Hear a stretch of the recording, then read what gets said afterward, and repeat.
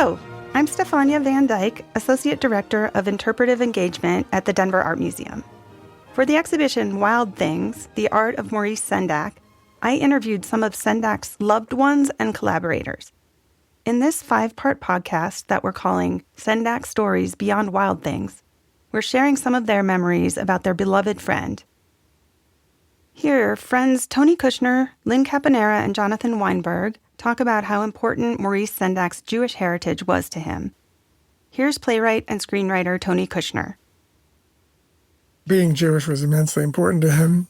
He was very identified as a Jew. I mean, I had come from a Reformed Jewish family from Lake Charles, Louisiana, so it was hardly like, but my grandmother they were immigrants, so Maurice and I shared a certain amount. I mean, I was a good deal younger than he was, but we shared a lot of that, and neither of us knew Yiddish, but we both loved the sound of it. I have a list of Maurice's Yiddish. He would come up with a Yiddish saying or something, and I would go back to my Aunt Martha or somebody and say, "Did you ever hear this? Do you know what this is?" There were some that were stumpers that nobody had ever heard of, and it's quite possible that Maurice just made them up. I think he had a profound sense of himself as Jewish. He came from a very, completely Jewish neighborhood, a very Jewish world. And, in Philip's book, Grandfather's House, which is completely bananas. I mean, the book is like, it's wonderful because it's somebody who has absolutely no idea how to construct a story, but is kind of a great storyteller. And he just rambles and like things happen, and it's like having your slightly senile grandfather telling you a story and it's kind of bad, but it's sort of great. And then Maurice just did these bizarre illustrations to it. He told me that the moment that he felt that his parents really felt that he was doing something respectable was when he did Zlata the Goat, which is another one of the great silvery crosshatch things. That Isaac Bashevis Singer, they met Isaac Bashevis Singer. That was a big deal. And when I first was a little boy and I came across The Hole is to Dig, those kids with their pants are they're not the right size. They're sort of mid between the knee and the foot. And the shirts are like smocks and things. And they have this kind of combed out center, from the center, they're not parted. They don't look like American children. They look like European children. And a lot of them have those little hats. Those hats appear, and those are shtetl hats. They're the Ketzel. There's Yiddish throughout all of his stuff. And he's famously, where the wild things are, wild things is Wildechaya. When she says, "You're a wild thing," her mother says that to Max, and she's angry at him. That's what you say to a bad kid, is you're a Wildechaya. Jewishness was enormously important to Maurice. I think that a lot of gay men of Maurice's generation who were Jews, even though I wasn't of his generation, I was a generation removed, basically. But it was true for me as well, that one's identity as a Jew in America or anywhere in the world, you were part of a very small minority, and a minority that has a long history of being persecuted and despised and abused and murdered. And for a lot of gay men, at a point when it was really impossible to be out of the closet, almost impossible, there was a sort of displacement onto Judaism as a thing that, a pariah identity that you could claim proudly and defiantly, because there was another part of you that you had to keep hidden. And I've said many, many times, I know that I quite consciously used what I had learned from my parents about being a Jew. My parents always said, if you meet anybody who doesn't like Jews, it's their problem. It's not you, it's them. They're wrong. Never apologize for it. Never. I grew up in a small southern town, and the Jewish congregation we had a temple. People didn't convert. They didn't run away from being Jewish. They didn't hide their Judaism. They insisted that they be, American Jews have been doing this since George Washington wrote his letter to the Truro congregation. We're part of this country. And so I used that as a way of coming out. I thought, if you don't like gay people, it's your problem, not mine. And that was a big part of my relationship with Maurice. Jonathan Weinberg and Lynn Caponera of the Maurice Sendak Foundation met the artist when they were children. They spent decades of their lives as his extended family. I would say right from the beginning that he was a secular Jew, right? So he was someone who was not religious. He wasn't kosher, although as a child he would have been raised that way. As I understood it when he was a child, he would have been raised much more in a traditional way. At least I believe that. Isn't that right, Lynn? Yeah. But as a grown-up person, he did not follow a lot of the holidays. We didn't do Passover, for example. But he was somebody who deeply identified with his Jewish identity. He felt very strongly that he was a Jew and also was very aware of things like anti-Semitism and deeply, I would say, almost obsessed about the Holocaust and what had happened to Jews in that history. So he said somewhere that for him he associated his Judaism with purposefulness. I think he felt very much the tradition of Jews in the book and education and culture and music. That was very, very important. Do you want to say something? I was raised a Catholic, but I was sort of the Shabbos Jew here. I would do, and not that they followed any sort of protocol with anything, but I would have to say Maurice, he was definitely practiced being a Jew as far as tradition. He was a big believer in tradition, but he didn't light a menorah. He didn't do any of that stuff. The only thing he did do, which I continued to do, is he lit a memorial candle the night of his parents' passing and his brother. And he asked me to continue that for him, and which I do. It's very sweet. In the morning, he would come down and see the candle, and if it was still lit, he would talk to the candle as though it was his father. He would say, "Oh, Papa, you're holding in there. You're still here." So it was very sweet. But overall, I think Maurice was really just a very spiritual person.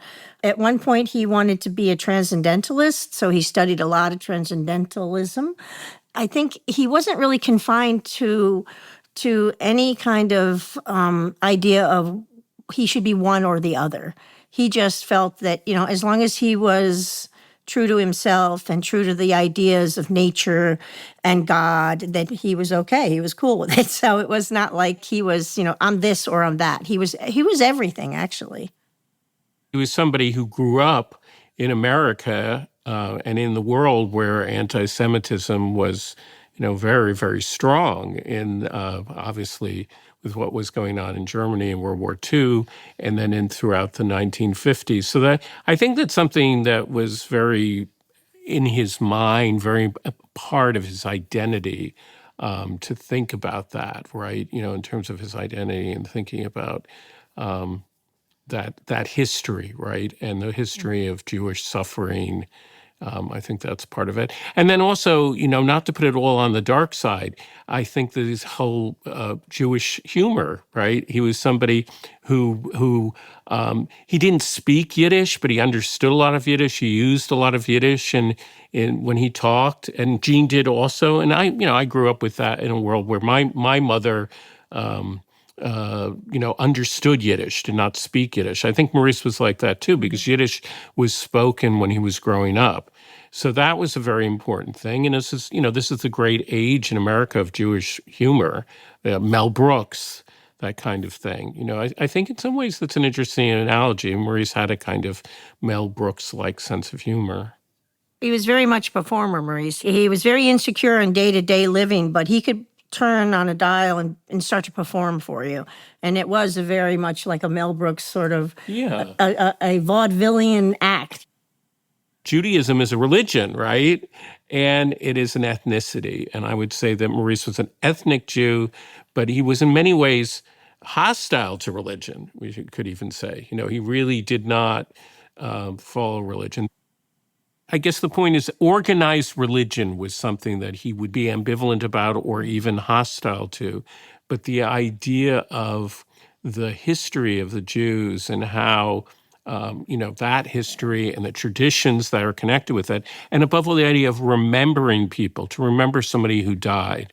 He was very connected to anniversaries, days when somebody died, right? That was a really important thing for him. So this lighting a candle on the death of a parent to remember them would be a wonderful way to reinforce that.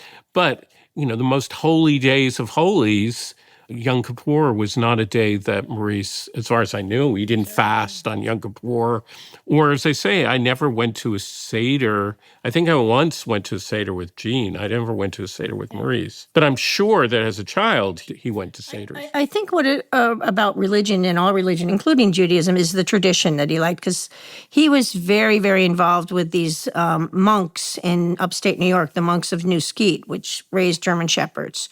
And he would go up there and be part of their whole ceremony of them getting up at 5 a.m. and going to mass and praying and doing everything the monks would do, and not with the idea that there is this tradition and there's this purposefulness and this way of living that made your life make sense. Like that he would get up early, he would do his work, he would reflect on his work, and then he would go to bed and think about work again. And this is a very monk way of living, that you're constantly thinking about how to make the world better, how to make yourself better. And that was a huge part of Maurice's life. He really knew and understood that what he does makes a difference in children's lives.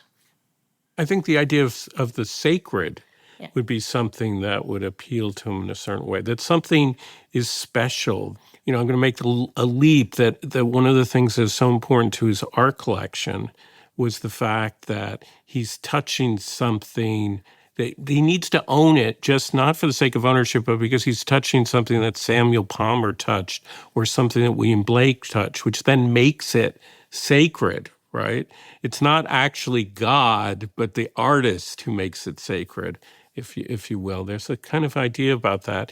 And the idea of being part of a community where everyone is working in this spiritual way at a goal, I think that was something that, even if Maurice couldn't be ultimately part of such a community, I think it appealed to him. It was something that made sense to him, a commitment, absolute commitment to something.